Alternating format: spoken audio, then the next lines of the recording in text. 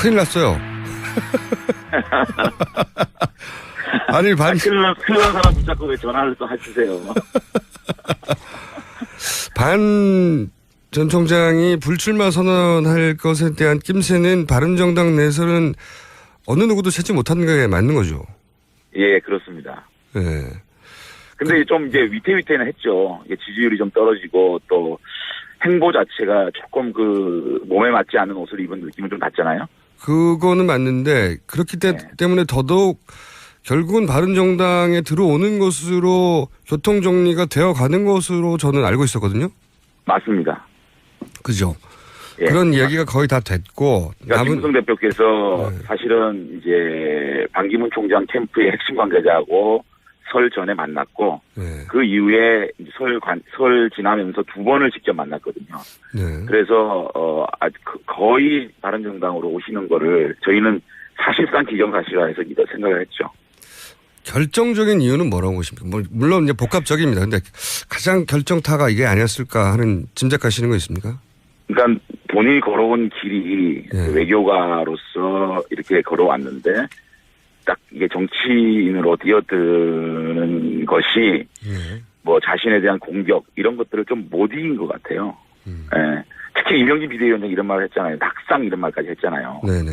굉장히 모멸적이지 않겠습니까? 본인 입장에서는. 모멸적이라고 한 말은 아니시라고 하는데 실제 모멸적으로 받을 수밖에 없죠. 네. 그렇죠. 네. 예.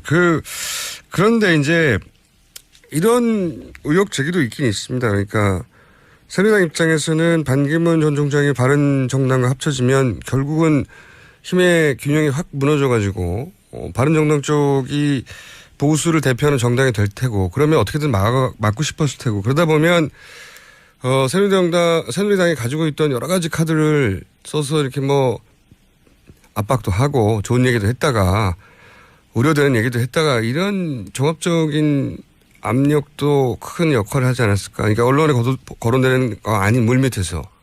제가 볼 때는 이제 반기문 총장께서 이런 정치공학적인 부분을까지 생각한 것 같지는 않고. 제 말은 쉽게 말해서 안 좋아. 당신 계속하면 이런 얘기는 없었을까요? 그러니까 그게 최후 통첩 이런 말씀이시죠? 예. 그런 게까지는 안 된 것 같고 어쨌든 본인이 보수 진영의 후보로 각인될 수밖에 없는 것이고 그렇다면 박근혜 정부의 책임과 조금은 거리가 있는 바른정당에 와서 그렇죠. 이쪽의 보수 진영의 대표적인 어떤 경선으로 가면 좋지 않겠냐는 어떤 그런 정도의 얘기는 오간 걸로 제가 알고 있습니다. 제 말은 새누리당 쪽에서 바른정당 가지마 가면 안 좋아 이런 식의 강력한 어떤 우려라고 표현할게요 그냥. 예. 그런 게 있지 않습니까? 새누리당 쪽에서 그런 얘기를 한들 사실은 거기에 새누리당을 지키고 있는 몇 분의 얘기고 사실은 초재선 의원님들도 반기문 총장이 바른정당으로 오실 경우에 대거 바른정당으로 오지 않겠느냐. 네네. 그런 것들 일반적으로 우리가 생각할 수 있는 일 아니었습니까? 그래서 이제 충정권이 탈당한다는 얘기도 계속 있었고요. 예. 근데 제 말은 뭐냐면 그러니까 얼마나 새누리당이 큰 위기입니까? 위기니까 어떻게든 막아야 되는 거 아니겠어요? 거기까지는 말씀하실 아는 게 있긴 있을 것 같은데. 말을 안 하실 것 같아요. 새누리당 쪽에서 어떤 얘기를 한들 그것이 반기문 총장한테 어떤 영향을 줬다고 생각하지 않고 다만 새누리당에서 마저 임명진 비대위원장이 모욕적인 발언을 한 부분은 굉장히 속상했을 것이고 하나의 어떤 이유로 작용되지 않았나고 예측해보는 거죠. 비대위원장까지 나서서 공개적으로 그렇게 할 정도면 물밑에서도 얼마나 많은 작업이 있었겠느냐 제 말은 이건데요. 예. 자, 그건 그거고요. 지나가 버렸고 이제 유승민 의원이 이런 말을 했어요.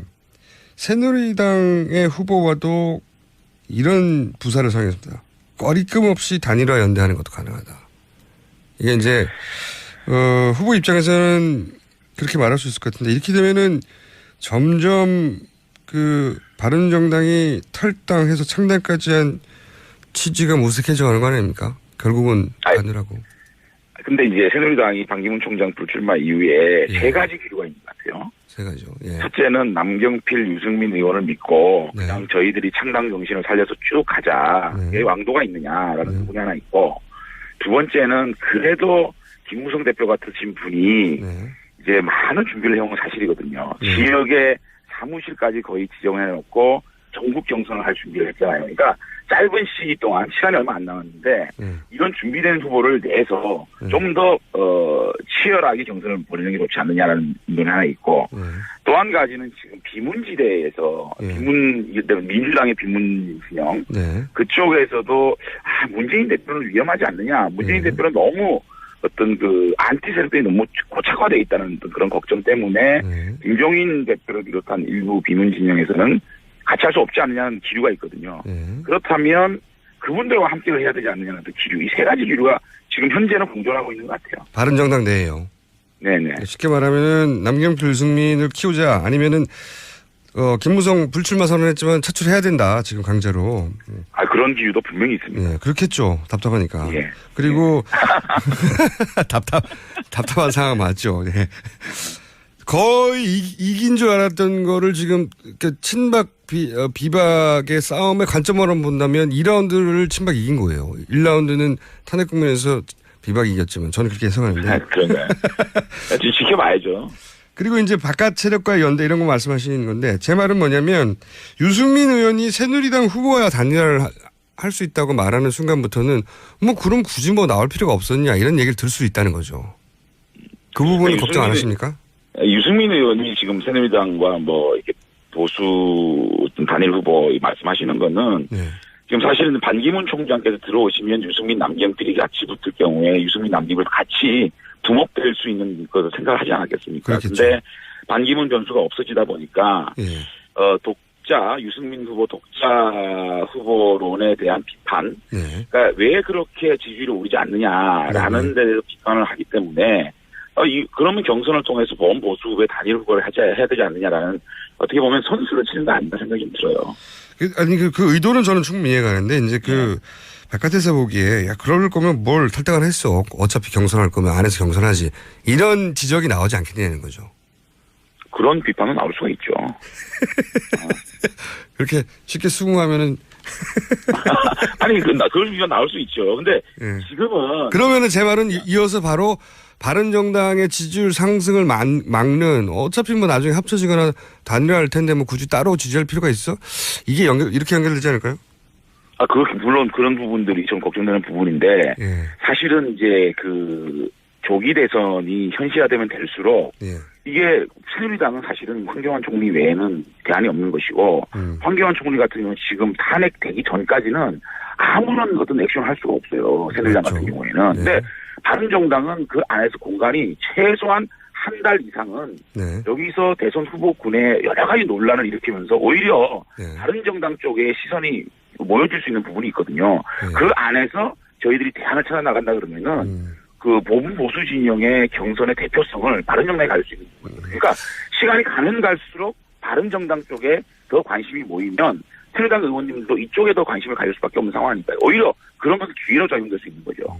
그거 저도 일리 있다고 생각합니다. 그동안 이제 반기문 전 총장이 이제 가려져 있었는데 이제는 이제 가림막이 사라지니까 보이기 시작했죠. 유승민도 대안이 되나 이렇게 계속 쳐다볼 공산이 커지죠. 그래서 그러니까 새누리당은 계속 경선도 안 하고 대선 준비를 안 하면서 일부 기득권을 지키겠다는 새누리당 지도부 또 진박들이 황교안 띄우기를 계속 하겠죠. 그런 혼란을 겪고 있는 거 하면 우리는 지금 차기 대선 구도를 만들어 나가는 상황이 되면 우리 국민들이 어느 쪽을 바라보겠는지. 그렇다면 자연스럽게 새누리당의 초재선 의원님들이 이쪽을 바라볼 수밖에 없는 상황. 그게는 굉장한 기회가 될 수 있는 거죠. 저도 그런 가능성이 있다고 생각합니다. 근데 이제 새누리당도 사실은 정치 오래 한 선수들 아닙니까? 당연히. 그리고 적어도 이 바른정당에 있는 분들보다 물밑 작전을 훨씬 더 잘하는 분들인 걸로 저는 알고 있는데. 자. 제가 걱정하는 건 예를 들어서 말이죠. 황교안 그 권한대행이 갑자기 헌재 소장 임명 권한을 막판에 써버려요. 그래서 헌재 소장을 임명해야 하니 구인이 다시 될 때까지 헌재 판결은 내리면 안 된다는 뭐 정치적 압력과 여론 플레이를 하고 뭐 그냥 당하지는 않을 것이다. 이런 생각을 하지 않으십니까? 아니 근데 그거는 이제 황교안 총리가 진짜 대선에 꿈이 있을 때 그런 저런 생각들을 하지 않겠습니까? 그런데 이게 정치가 아무리 그렇지만 황교안 총리가 진짜 결심할까죠? 아직까지 그 부분에 대해서는 저는 그렇지 않다고 보고 있거든요. 왜 그렇게 생각하십니까? 근거가. 아니, 이분이 진짜 나왔을 경우에 첫째는 보수 진영의 대선 전략에서도 굉장히 필패 후보예요. 나오는 순간 박근혜 대통령의 실패론, 그러니까 민주당 측, 야당 측에서 가장 프레임을 씌우기 좋은 후보예요. 박근혜 정부 책임이 없느냐라고 나오면 우리 중도층에 있는 국민이 다 돌아서거든요. 이거는 지금 뭐 보수 진영에서 마음 기댈 곳이 없어서 황교안 총리 조금 모여있는 이걸 가지고 마치 다음 대선에 이것이 모일 것이라고 생각하는 자체가 굉장히 넌센스거든요. 만약에 진짜 그런 마음을 하고 있다면은 새누리당을 비롯한 그 마지막 남은 그 보수분들이 이번 대선을 완전히 포기를 하고 마지막 남은 기득권을 우리가 잡고 있겠다. 그러면 이 진영 자체는 다 죽자는 거거든요. 같이 죽자는 거 아니에요. 어디 정치를 그렇게 합니까? 물론 뭐 다 합리적인 지적이신데 새누리당 입장에서 어차피 이번 대선 잘못되면 어차피 죽을 건데. 아니 어차피 죽더라도 우리가 건전한 야당, 그러니까 힘 있는 야당은 돼야 될 거 아닙니까? 굉장히 합리적. 그것마저 붕괴하자 그러면 진짜 이거는 우리 국민들이 용납 안 할 거예요. 우리 국민들이 어느 정도 되는 국민들인데 그걸 용납을 하겠어요. 그 굉장히 합리적인 지적이고 합리적인 판단이라면 그렇게 해야 될 텐데 지난 탄핵 국면에서 친박 진영이 그렇게 합리적으로 대응하던가요? 그래도 이게 점점 시간이 다가오면 다가올수록 이 보수 진영이 전략적 선택을 할 거라고 봅니다. 저는. 알겠습니다. 이제 결국은 보수 유권자들이 가늠해 주겠죠. 그렇죠. 네. 오늘은 여기까지만 짚어보고요. 어차피 서로 어떻게 될지 모르니까 간만 봤습니다. 그런데 앞으로 이제 자주 간볼 상황이 생길 것 같아요. 자주 연결하겠습니다. 열심히 하겠습니다. 네, 감사합니다. 예. 지금까지 바른정당의 장제원 대변인이었습니다.